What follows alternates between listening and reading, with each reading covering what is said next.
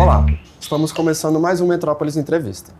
Hoje eu vou conversar com o Rafael Marcondes, que é presidente da Associação Brasileira de Fantasy Sports, a ABFS. Muito obrigado por falar conosco, Rafael. Opa, o prazer é meu, Bernardo, sempre uma satisfação poder vir aqui com vocês, conversar e, enfim, trazer alguns esclarecimentos sobre esse tema que é novo, mas é super interessante e relevante para o mercado. Antes de começar a entrevista, vou contextualizar um pouco aqui para quem está nos assistindo, né? Sports Fantasy é um tipo de jogo online onde os usuários escalam equipes virtuais de jogadores reais de um esporte profissional. Essa é uma indústria importante aqui no Brasil que já movimenta cerca de 12 milhões de dólares, só no último ano, em 2022. Rafael pode explicar um pouquinho mais para a gente aqui sobre como que atualmente está o nosso cenário, qual o tamanho assim, da indústria de fantasy games hoje aqui no Brasil e que tipo de empregos ela consegue gerar aqui no nosso país? Bernardo, acho que assim, na linha do que você falou, é importante a gente trazer um pouco de esclarecimento, que o fantasy é um jogo novo, super tecnológico, ligado muito a essa indústria da tecnologia e, na verdade, você assume a função de um treinador virtual, né? Então, você vai lá e você pode escolher diferentes modalidades de esporte. Futebol aqui no Brasil acaba sendo o carro-chefe, porque acaba sendo sempre o interesse principal da população. O brasileiro é apaixonado por futebol, então a gente não tem como evitar isso, mas ele vai, como técnico, vai montar a sua seleção dentre os jogadores que estão numa determinada competição, Campeonato Brasileiro, por exemplo. E nesse horizonte, cada ação do jogador em campo é refletida numa pontuação no ambiente virtual.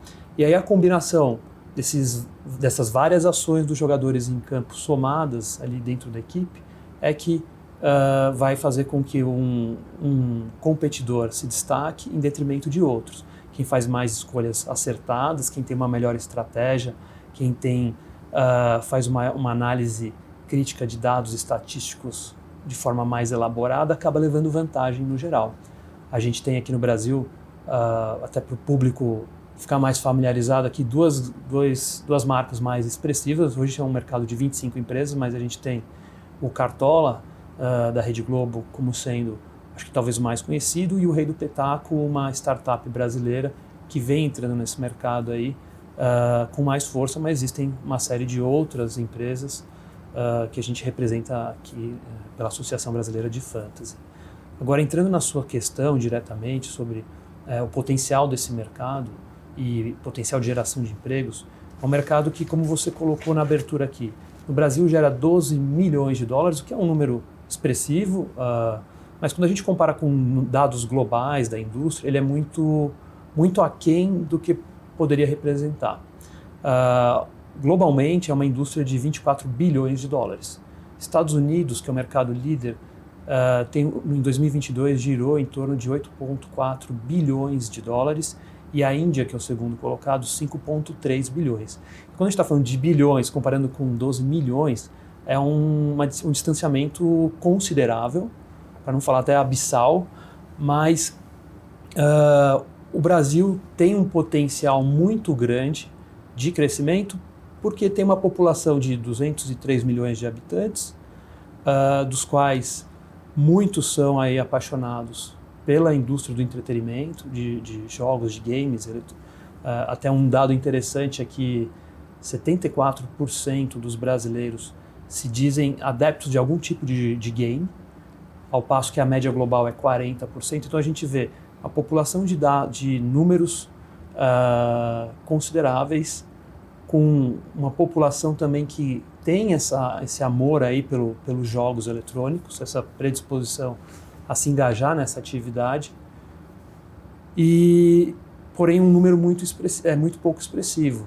A gente acredita que, se houver uma regulamentação adequada, tem como sanar esse gap que existe entre o mercado brasileiro e o global, mas para isso, e aí até questão de geração de empregos que você tocou, a gente estima aí, segundo dados, que só a indústria do fantasy deve gerar, com a aprovação de uma legislação aqui adequada, 5.800 empregos. Entendi. Pois acho que até uma questão que a gente já pode entrar, atualmente está rodando no Congresso Nacional uma proposta de regulação desse setor, Queria entender com você qual que é a importância do marco legal dos games para o setor de esportes fantasy hoje aqui no nosso país. O projeto que hoje está em trâmite no Congresso é o projeto 2796 de 2021. Ele foi aprovado na Câmara, ele é de autoria do deputado Kim Kataguiri, que, enfim, é um deputado bem ligado ao setor. No Senado, ele já foi aprovado na CAE, na Comissão de Assuntos Econômicos, e agora aguarda a votação no plenário. E esse projeto, ele traz aí, acho que, interessantes oportunidades para o setor. O setor, de uma forma geral, tem uma boa expectativa em relação à aprovação do projeto. Obviamente que todo projeto de lei, acho que a gente sempre vai ter alguma divergência em relação poderia ter um determinado ponto de melhoria, um aperfeiçoamento, mas, no geral, é um projeto bastante positivo, porque ele traz alguns pontos de destaque que eu acho que tendem a fomentar o crescimento do setor. O principal deles é a segurança jurídica, trazendo uma diferenciação entre o que é game, jogo de habilidade, esporte eletrônico e jogos de azar. O segundo ponto, que eu acho bastante relevante, é uma ampliação do escopo de aplicação dos jogos eletrônicos. Quando a gente pensa em jogo eletrônico, geralmente a gente pensa muito no entretenimento, pura e simplesmente, que de fato acho que é o carro-chefe, mas hoje a gamificação se faz mais presente, cada dia mais presente no nosso cotidiano. E aí o marco traz luz a essas novas possibilidades, essas novas oportunidades, no sentido de indicar que os games podem serem utilizados também no mercado de educação, né? Então, auxiliando crianças, e não só crianças, mas acho que todos interessados em se desenvolver no campo educacional, tornando o aprendizado mais dinâmico, mais interessante. Então, os games têm esse potencial. O segundo potencial nessa área de amplificação do mercado de atuação dos games diz respeito ao campo da saúde.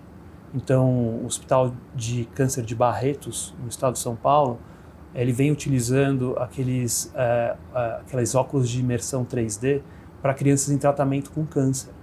Então, durante o tratamento, principalmente a quimioterapia, as crianças geralmente têm é um momento muito doloroso, muito sofrido para quem passa por esse tipo de situação. E o game tem a possibilidade, principalmente esses óculos 3D, de imersão dessas pessoas numa outra realidade. Então pega essas crianças e elas, de certa forma, desconectam do que está acontecendo na realidade, levam elas para um ambiente virtual, e aí o momento de tratamento se torna um momento mais leve. E acho que a última é a questão de treinamentos com máquinas, equipamentos, principalmente de pesados, se a gente pensar em um treinamento para um avião, para um carro, para uma empilhadeira. Às vezes você não precisa ir, o game ou simulação virtual, ela vem auxiliar na preparação da pessoa para que ela não entre 100% crua num equipamento desse porte e possa cometer um equívoco que traga grandes danos. Então, pensando aqui no marco, segurança jurídica, ampliação do campo de atuação, e outro muito importante, investimento em qualificação de mão de obra e pesquisa, que esse é um mercado hoje muito carente de pessoas qualificadas, apesar do Brasil ser referência global quando se fala em tecnologia. Aproveitando que você entrou nesse assunto do nosso mercado nacional, queria entender com você como que é a participação do capital nacional exatamente no setor do esportes fantasy. É algo que existe muita participação ou vem mais provindo de investimento estrangeiro? O mercado de fantasy no Brasil, acho que tirando, sei lá, acho que a gente tem hoje 25 empresas atuantes no Brasil, das quais 4, eu diria, são de maior porte, são empresas mais consolidadas. O restante, mais de 20 aí, são startups. Startups enfim, é um modelo de negócio em qual alguém tem uma ideia muito boa, mas não tem recurso. Ele depende da captação de recursos, de dinheiro especificamente. E esse dinheiro vem do ambiente nacional, sim, principalmente quando a gente fala nas fases early stages, que é bem no começo do desenvolvimento da empresa, mas conforme ela vai tracionando e vai alavancando o crescimento, a maior parte dos recursos vem de fora. Até porque hoje o mercado de fantasy, como eu coloquei no início, ele é muito consolidado nos Estados Unidos, então fundos norte-americanos olham com muita atenção para esse mercado no Brasil, porque eles veem um potencial inexplorado. Então, eu diria que a maior parcela do dinheiro que vem para essas empresas, startups brasileiras, no setor de fantasy, vem de recursos de fundos estrangeiros. Entendi. Aproveitando que você mencionou de que a maior parte dos investimentos são de fundos estrangeiros, a gente está passando por um momento no nosso mercado aqui de que a última reunião do Copom, abaixamos a taxa básica de juros, a Selic, uma sinalização de que isso pode continuar acontecendo. Além disso, temos também uma proposta da reforma tributária rodando no nosso Congresso Nacional. Qual a importância desses movimentos para um setor que vem principalmente com investimentos ali estrangeiros, da confiança dos investidores estrangeiros no nosso mercado nacional? Esse ponto é bem interessante, Bernardo, porque assim, o setor de games viveu um boom, em geral, durante a pandemia, com a reclusão, todo mundo em casa, sem opção do que fazer. Então, esse virou a única forma de entretenimento. Só que, passado essa explosão pandêmica, vamos falar assim, o mercado de tecnologia, em geral, entrou numa grande recessão. As big techs, a gente acompanhou aí Meta, Twitter, enfim, todas as grandes empresas de tecnologia fazendo grandes demissões, né? O pessoal fala layoffs em massa, o que, de certa forma, alavancou esse setor. Os grandes acabam impactando nas pequenas também. Então, foi um setor que se viu muito prejudicado. O cenário da guerra, Rússia e Ucrânia, influenciou muito com o aumento dos juros, né? Países, Inglaterra, Estados Unidos aumentando os juros. O Brasil seguiu essa onda e elevou muito o cenário. Então, assim, foram, principalmente o ano retrasado, passado e até o meio de 2023, foram anos difíceis para o setor de tecnologia. Esse novo cenário que vem se desenhando, econômico, com uma tendência de queda de juros no Brasil, ao mesmo tempo com sinalizações do governo de que ele pretende aprovar uma reforma tributária, a PEC 45 de 19, que está no Senado agora. São movimentos que fomentam uma retomada do crescimento no setor de tecnologia e, por consequência, no setor de jogos, de games. A gente acredita que são uma série de fatores combinados que podem reaquecer a indústria. Existem boas empresas aqui com potencial de investimento, empresas que passaram esses anos de secura aqui, vamos falar, são empresas resilientes, que precisam de um direcionamento, uma segurança jurídica que o marco, se aprovado esse ano, deve trazer, uma reforma tributária que tende a, pelo menos até o momento, a reduzir as obrigações acessórias e reduzir o número de tributos, o que facilita, principalmente porque, como a gente está falando, os investidores, na maior parte, são estrangeiros, então o diálogo é com o gringo. E aí a língua, assim, para eles, a complexidade tributária é um entrave na hora de aportar recursos no país. Então essa simplificação tende a beneficiar. Obviamente que o setor olha com ressalvas a questão de um potencial aumento da carga tributária para o setor de serviço, porque a gente está falando de um setor que hoje se desenvolve eminentemente em serviços online, serviços de entretenimento. Então o setor hoje já vem conversando no Senado para que não haja um aumento substancial para a indústria, porque isso, ao invés de alavancar o crescimento, pode gerar um efeito reverso. E, por fim, essa questão dos juros, que na medida em que os juros no Brasil são reduzidos, existe uma tendência natural do investimento migrar da renda fixa para a renda variável. E esse mercado é um mercado de private equity, de venture capital, que eminentemente renda variável, tenderia a se beneficiar dessa tendência de baixa dos juros. Entendi. Eu queria entender com você também, um ponto que você também já abordou aqui, como que a gente diferencia o fantasy sports das apostas esportivas? Porque, pelo que eu entendi, é algo assim, não é só algo de azar, né?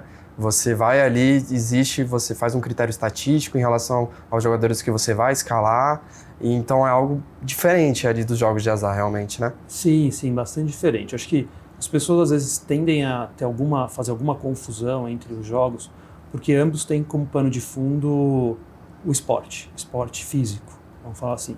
Mas tecnicamente o fantasy hoje é um esporte eletrônico, e no esporte eletrônico o que você tem? Você tem uma prevalência na determinação do resultado do fator habilidade, do fator conhecimento. Existe uma análise estatística, uma análise de dados de performance histórica dos jogadores. Então, inclusive em um estudo do MIT desenvolvido para o mercado norte-americano sobre as empresas de fantasy, se concluiu através do modelo matemático desenvolvido pela universidade que a habilidade e o conhecimento preponderam sobre a sorte em relação a esse tipo de esporte eletrônico. Agora, quando a gente vai para a pós-esportiva, a pós-esportiva ela é qualificada legalmente aqui no Brasil como uma loteria. A Lei 13756 de 2018 enquadra as apostas esportivas como loterias. E loterias são atividades em que o resultado é determinado eminentemente pela sorte. Então, ela se associa, por exemplo, quando a gente pensa num bingo, qual é a probabilidade de uma determinada bolinha sair ali? É randômico, a gente não tem como, não há ingerência do participante na determinação do resultado. E aí você tem a roleta, cassino, jogos desse porte que são qualificados como jogos de chance, jogos de azar, dependendo de como se fala. Então a gente tem são jogos que têm pano de fundo esporte, porém a mecânica do jogo é bastante diferente porque um se pauta na habilidade, na capacidade analítica e o outro, o viés sorte, é que determina os resultados. Agora, acho que voltando para o marco legal, que a gente já abordou aqui também, você mesmo já mencionou como no estrangeiro esse é um mercado que movimenta bilhões e aqui é um mercado que já movimenta bastante, mas ainda em relação aos outros países é algo abaixo da expectativa, principalmente levando em consideração que aqui a nossa população tem uma tendência muito grande a jogar, né? E aí queria entender com você a expectativa em relação à aprovação do marco legal, quanto pode fazer o setor crescer? O marco legal, acho que a gente tem informações que a tendência é que o mercado global tem uma curva de crescimento de 120% até 2026. E lá dentro da associação a gente acredita que se houver a aprovação do marco legal, o Brasil tende a acompanhar essa curva de crescimento global. E por quê, basicamente? Acho que o marco legal ele traz a segurança que o investidor precisa, porque hoje o investidor fala, ótimo, eu sei que o mercado de fantasy é um mercado de potencial enorme, o mercado de games em geral é um mercado de potencial enorme no Brasil e na América Latina, mas que segurança que eu tenho que eu vou aportar o meu recurso aqui, meu capital, e do dia para a noite o poder público não vai criar algum entrave ou uma restrição que prejudique muito o negócio. Porque, de fato, é uma indústria nova e tudo que é novo, falta ainda informação para as pessoas, falta conhecimento, é natural. Então, as pessoas, que nem a gente está falando aqui, podem confundir com a aposta esportiva, pode confundir com outros tipos de jogos e querer falar, não, a atividade não deve ser permitida no Brasil. Então, assim, sem o marco, existe essa insegurança por parte do investidor. E o que a gente vê dentro da associação das empresas que estão associadas a nós é que, com frequência, os recursos são aportados nas empresas, eles são aportados aquém do que poderia ser se a gente tivesse um mercado regulado. Mas o importante dizer aqui é que o marco ele traz um viés bastante relevante não só para o investidor, mas para o próprio operador, porque o operador também vive com inseguranças de saber, eu posso desenvolver esse aplicativo, eu posso desenvolver essa atividade, eu posso um produto novo, isso seria permitido? Não. Quais que são os meus limites? Então, ter diretrizes, e é isso que o marco propõe, trazer diretrizes gerais para o setor, é também salutar para o operador. O operador vai ter com clareza o que se pode e o que não se pode ser feito. E por fim, eu acho que talvez o fiel da balança, que o consumidor, né? O consumidor, mais do que ninguém, quer saber quais os direitos e prerrogativas dele. Só que sem nada, ele fica meio que vendido, tentando achar disposições esparsas na legislação brasileira que possam lhe dar alguma segurança. Enquanto que o marco vem com o propósito de já deixar bem claro quais são os direitos e garantias do consumidor. Então, a meu ver, esse marco é um marco que tende a fomentar o crescimento se aprovado em até 120% aqui, o mercado de fantasy e de games no Brasil, mas muito porque ele olha para 3 pilares essenciais, que é investidor, operador e consumidor. Perfeito, Rafael. Queria te agradecer pela colaboração aqui, adorei a conversa. Se quiser fazer alguma consideração final ou deixar um recado, pode ficar à vontade. Não, tá ótimo. Eu que agradeço aqui a oportunidade de falar com todos, de esclarecer um pouco sobre o fantasy, quais os potenciais dessa indústria que é nova, mas que tem muito a crescer, e reforçar aqui que eu acho que a associação, representando, enfim, seus membros aqui, espera com grande expectativa uma aprovação do marco ainda nesse segundo semestre, porque os benefícios são enormes, né? Acompanhados, obviamente, de um cenário econômico favorável, com reforma tributária e queda de juros. Isso tudo tende a pôr o Brasil nos holofotes e fazer com que se torne uma referência global no setor de games. Obrigado por acompanharem mais um episódio de Metrópolis Entrevista e podem continuar acompanhando as notícias nacionais no nosso site metrópolis.com.